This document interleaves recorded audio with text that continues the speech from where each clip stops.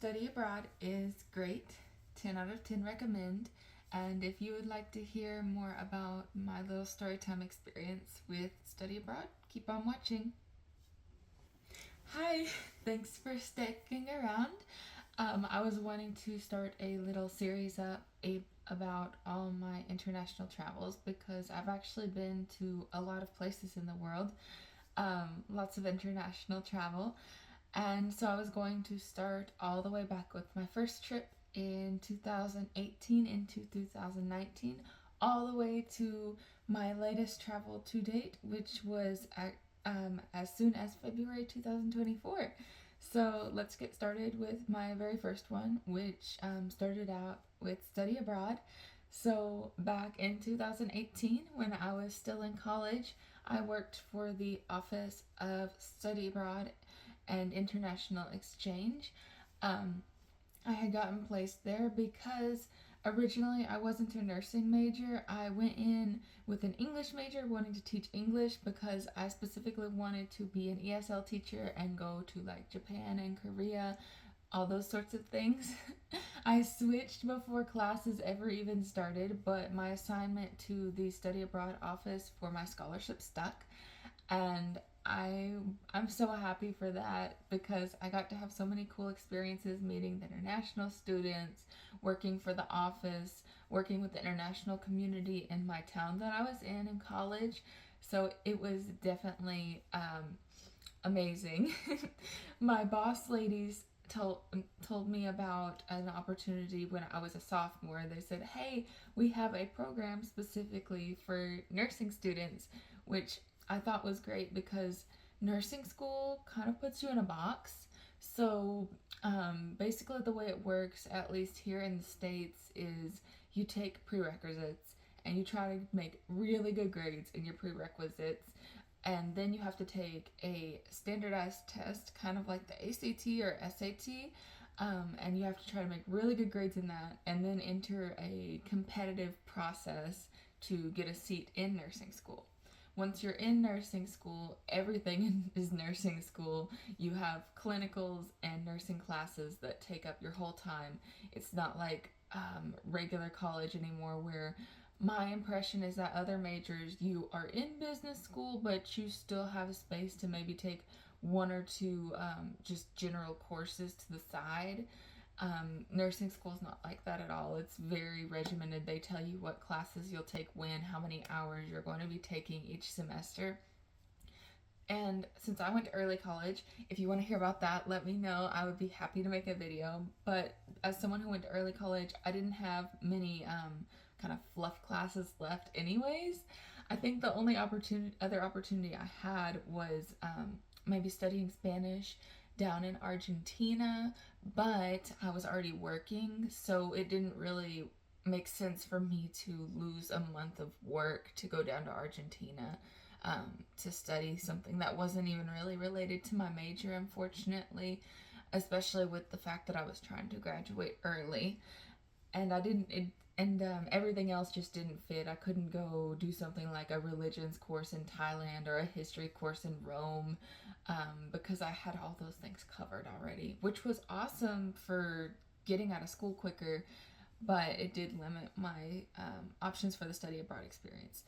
So what ended up happening was, even though England was not really on my list at the time, I was like, you know, I was thinking something more exotic, like, I wanted to be an English language teacher in Japan or Korea, something like that. Um, but the nursing program had its own study abroad opportunity to study the different healthcare systems between the United States and Great Britain. And I was like, okay, well, this is my opportunity to get out of the country and to kind of practice what I preach, since I work for the Office of International Studies and Study Abroad. So I was like, okay, yeah, of course I'll do it. It was a bit of a struggle financially because, just for context, I went to a state school in the southern state that I'm from to help save money and fast track everything, so they would accept my early college credits. Um, and my each semester at my school was about $10,000. And then this little 2 week trip in the winter break to England was going to be, I wish I remember the exact numbers, but it was going to be somewhere between $4,000 and $6,000, which, even as somebody who was already starting to work and had some scholarships, was a lot of money, because scholarships also didn't cover study abroad the same as my regular nursing courses. Luckily, because it was in my major, that helps the scholarships cover it a little bit more. Um, and because it was in my major, when I went home to my family to explain to them what I was wanting to do, they were a lot more supportive, because it's like, oh, this is nursing, and they were very supportive of me going down that nursing track. So actually, the really cool, sweet thing is that, so the program started the day after Christmas for study abroad. We left like December 26th and stayed into the the first week of New Year's. So what a lot of my family members did was, for that Christmas, they gave me a little bit of money to help fund my trip.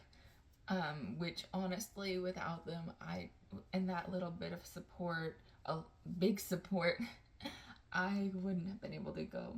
So hugs and thank you to all you guys, because I like to be a hard worker and earn things myself, but I also totally recognize the support I get and need from others. So thank y'all for making my first adventure possible, which helped along all my other amazing adventures that I did later. I couldn't have done it without you guys. So the first step, once I knew I was going to do the trip, was to get our passports.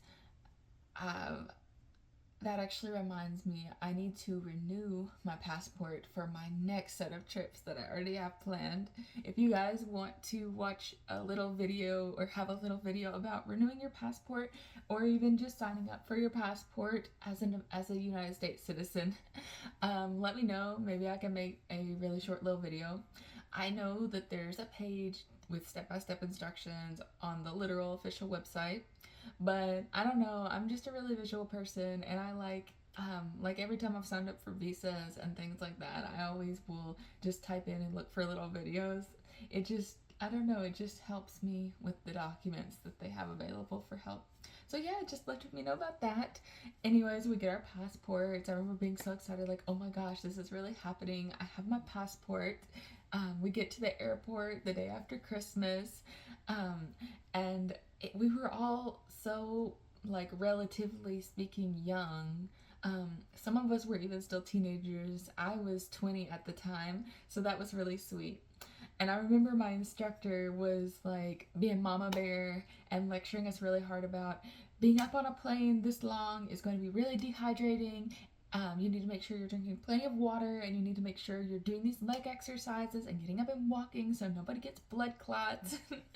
But I don't know if you guys remember the show. I'm going to change up the name because I heard the algorithm doesn't like certain words, and I'm trying to start off strong, even though this is only my second video.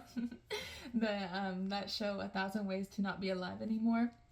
So I was terrified of airplane bathrooms, because there was this one section from the show where this couple couldn't wait to land to be together. So they went into the airport bathroom, and then they hit rough air, and, well, you know the name of the show, so it didn't end very well for them. So I was so scared of airplane bathrooms that I did not drink but like 2 or 3 drops of water the whole 8-hour flight. Which, my instructor was not lying. I got hecka dehydrated, and from then on, whenever I'm up in an airplane, I always hear her voice saying, "Make sure to drink plenty of water," and I'm just like chugging water on the airplane, even for little flights. We get to London, and I remember my instructor, she was being mama bear again. She was like, "You guys are not going to succumb to jet lag. If you take a nap now, you're not going to recover as well." So she gave us a second to buy some little energy drinks, and then started just marching us through London. We took a little bus tour, and she was talking the whole time, being like, "Do not fall asleep. Look at all these cool things. You're in the United Kingdom. Isn't that so cool?" We walked to Buckingham Palace, um, And I remember one of the things I got really excited about as an American was the public transport. She started pointing out all the little underground signs for the metro, and I had never, the closest thing to a metro I'd been on was. So in the Atlanta airport, which I had a stop at when I flew down or flew up to Pennsylvania, they have that little tram inside the airport, their own little subway system. That's the closest thing I'd ever been on. So I'm like, oh my gosh, you can get anywhere in the city, and so these little cute signs were everywhere. The little circle with the dash through it. It looks so nice and European, and every time I see it, I just think of England. I think that actually one of the my boss ladies gave me a little keychain with that little symbol. But, anyways, that kind of leads me to my first regret though, because I was still on my parents' phone plan at the time. I might have been able to swing it to have my own with my job I had at the time, but it just made more sense to stay on theirs. And a lot of people were saying, oh, you don't need an international plan, you don't need international minutes or whatever, that is so expensive, just hop on the Wi Fi. And honestly, I don't really like that advice. I don't agree. Um, because what ended up happening was I am from a mid sized city of like, mid sized from my part of the world, of like 150,000 people. The town I was going to school in was about that size as well. And you know, you drive everywhere, and if it's walking distance, everything is like 10 minutes walking distance because you're just in the downtown area. So I was in the biggest city I'd ever been in my whole life, and I was terrified of getting lost. Because also I am not too great at like just looking at instructions and reading step by step, go down this street, go down that street. I'm all the way a GPS kid, kind of reliant on it a little bit more than I should be, but I admit it. Um, so what ended up happening was I just never really left the hotel unless I was with classmates who did have that international phone plan and who could use their GPS to navigate the metro to find restaurants and things like that. And that's a huge regret I have, because there were little experiences that I wanted to do, like, for example, Indian food. I was excited because I love Indian food, and there's a significant Indian population in London, so I was like, I'm gonna have like super authentic Indian food. But none of my classmates were interested in that, so I ended up never going. I made up for it later, but still, please, if you're going abroad, get a SIM card, get an international phone plan, figure something out that's not just relying on the Wi-Fi, because that is getting more and more like when you're in the airports, when you're in the hotels, lots of restaurants. But well, for one, public Wi-Fi is kind of sketch, um, and you're not gonna have it all the time. And connectivity is just so important. We're in 2024, guys. um, so the jet lag for me, I don't remember it hitting so hard, but was also a sleep deprived nursing student already, so I was used to it. And now that I'm somebody who works nights, I've found that when I go places, the jet lag still doesn't hit so hard. But yes, I would definitely say don't take a nap when you get there. Just try to get straight on the schedule. So one of the big things we did in on the trip was going to an English nursing school, which was really interesting because they do it differently over there. So the way that nursing school works here is you get a generalized degree. So each semester is focused on one area of nursing, like mother baby nursing, med surg nursing, long term care, geriatric care, and psych. And then when you get out of school, that's when you find a residency and further specialize. And even afterwards, you can kind of switch specialties. But with English nursing, you start out specialized. You go straight into adult health nursing school, or mother baby school, or psych school. And I think mother baby incorporates peds as well. But yeah, then at that point, if you are, for example, a mother baby nurse and you want to switch over to being a adult health nurse, like a med surg nurse, which is what I am. It is a specialty. I will fight you. But anyways, you have to literally go back to school, is my understanding, because that's how specialized the education is. And in my conversations with European students who were studying in the United States for a semester or two, it sounds like that's a lot more common in Europe, that you start tracking and going more specialized, more specific pretty early, which I can see the benefits of that, how it's more efficient, how you're very good at what you specifically do. But I don't know, for me, I like the versatile degree because I like the freedom of it. But I'm sure that those people who specialize so early are really good at what they do. Besides going to the nursing school, we also went to nursing specific museums. We learned a lot about Nightingale, who's kind of the patroness of modern nursing. So that was really cool. And of course, we went to regular touristy areas too, like Tower Bridge, which people commonly think is called London Bridge, but it's not. London Bridge is actually way less impressive looking, but that's a bridge in London too. But it was cool because even in our regular touristy trips, we were doing nursing specific or nursing themed things. For example, there was one cathedral we went to, or basilica that we went to, where they let us into a little nurses' chapel that's not open to the public because we were a group of nursing students visiting. So I thought that was really sweet. um, so we had 1.5 free days. We had like a half free day, then a full free day. And so London and Paris are actually really close together, and they're connected by this really cool underground tunnel. So, of course, a lot of my classmates were like, we're right by Paris. Who doesn't want to go to Paris? We're going on our free day. And I really wanted to go with them, specifically to see Notre Dame, but it was honestly really expensive. If I remember right, it was like 400 to 500 extra dollars we were going to be spending between the quick little tours and passes into the cathedrals and tourist areas and just the trip to Paris and back. And I genuinely couldn't really afford it. So I was like, kind of comforting myself, telling myself, you know what, Olivia, in 2 years, you're going to be a big nurse making good money. And if you want, you can go to Paris for like a whole week by yourself and have all day to look at every single little attraction you want instead of just having to have one rush day where you're running up, taking a picture, and then running to the Eiffel Tower. I really wanted to see Notre Dame. I was just really passionate about that. But I was like, you know what? You're going to go in 2 years and you're going to be able to spend a whole day with Notre Dame.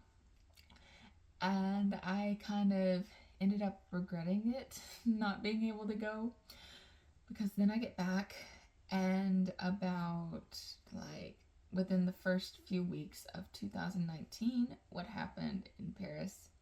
Notre Dame burned. And I remember getting the news.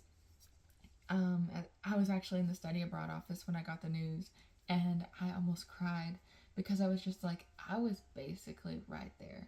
And that I didn't realize it at the time, but that was my one and only opportunity to see it as it was. I'm not going to say original because I know it's a medieval time cathedral and it's probably had a lot of like little incidences in the past. But I had that opportunity, and a combination of like factors made it to where I couldn't take it. And so now whenever sometimes things just aren't in the cards, if and they just aren't possible, but now whenever I have something that's maybe a little bit difficult or like that I'm a little bit hesitant about, I just tell myself, remember Notre Dame, Olivia. And sometimes that'll help me be a little bit more carpe diem, things like that. But since I didn't get to go to Paris, I still didn't want to waste my free day in a whole other country on the other freaking side of the Atlantic Ocean. So I ended up going with some other classmates on a trip around different parts of England that we hadn't been to. So we went to Bath, Stonehenge, and Oh, what was the other one? Ah, Canterbury. I have a really great picture of myself at Stonehenge where I'm looking all like mystic with a little scarf. Here it is. I love it so much. It was hecka cold and windy up there, but I got to see Stonehenge and it was awesome. I'm so grateful. um, so let's see. I'm trying to think what else. I think the other two really cool things we did that stick out in my mind were going to Westminster. At the time, Meghan Markle was still in the royal family, so we got to see her wedding dress, and it was so beautiful. And it was really interesting going then and then going years later in, I think it was 2022 that I went the second time. 2000, it like right after the Queen had passed away, and just the difference of tones of Westminster in those two different times was pretty interesting. Let's see, the other thing we did that stands out to me was going to see Wicked in theaters. It was my first musical that I remember going to live. And, actually, it's funny. One of the main things I remember too is being at the concession stand, and they have different little candies over there for their palate. And one of them was called wine gums. And I remember one of my classmates looking at them and being like, those scare me. And we were all like, why does candy scare you? And my nursing instructor was just matter of factly like, well, then don't eat them. And I don't know why that was so funny, but it sticks out to my head to this day still.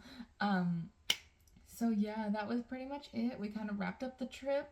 We got on the airplane, went back home. I went through a little bit of reverse culture shock.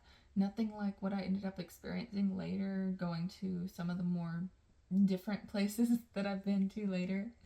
Um, One of the other little lessons that I learned was to take more pictures and take more videos. I'll have a lot more to show you guys between like figuring out the editing and also just having the footage for future trips, because for my England trip, I honestly did not take that many pictures, did not really take any videos, and I definitely regret that because for all my other trips, I have so many great videos and photos to look back on to help me remember the trips. That's a recommendation I would have to anybody. I know I feel like I sound like my parents and my family saying that, but take pictures, take videos, because it helps you look back on it later, and it's great. So yeah, that was my first international experience and my study abroad experience. Wait, y'all, where are you guys going? I told you guys I had three regrets, and so far we've only listed two. So the last one is honestly almost more of a side note. At the time, I had a boyfriend who was not on the trip, and I remember, I feel like, missing people is normal, but it was a 2 week trip, and he was supportive and happy for me, and I wasted so much emotional energy just like missing him and wishing he was there instead of just living in the moment. So I guess that would be my little 2 cents about that. I feel like a lot of times when you're a teenager or early 20s, you have that tendency to almost be overtouched with your significant other. Um, don't get so caught up in missing the people back home. They're gonna be there when you go back. Live and enjoy the moment. Make sure you're checking in with them and letting them know you're okay. But besides that, I mean, you'll be able to tell them all about it when you get back. So yeah, that was it. So I'm wanting to turn this into a little series. I am hopefully going to get a little bit better about the story time element and everything. Thanks for sticking around as I am learning. I want to be putting out a new video every Friday about all my little stories with this international travel adventure. We're going to be hopping all the way into 2021 for the next one. So be on the lookout for that next Friday. Hope y'all have an amazing weekend. And yes, thank you for your click. Bye bye.